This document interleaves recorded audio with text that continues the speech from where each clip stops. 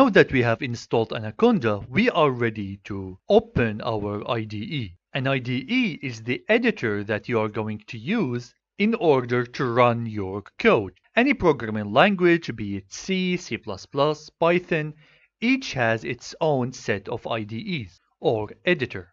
So let's see what we are going to use for this course. We will be using two editors. One of them is called Spyder and the other one is called Jupyter Notebook.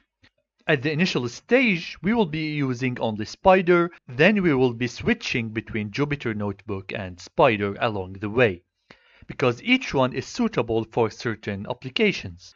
Now let's see how we can open our Spyder IDE. You need to press the Windows Start button and type Anaconda prompt.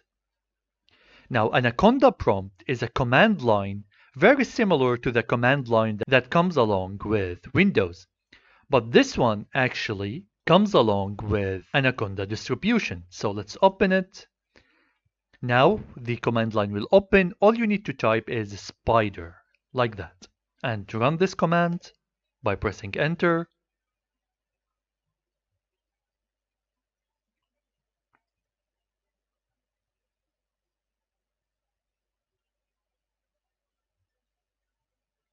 Now the IDE is initializing.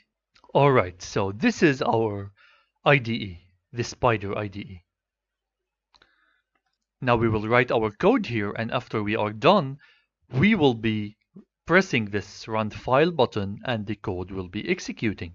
You can save all of your files by just clicking on File and then Save As, and then you can simply just choose a directory to store your Python program.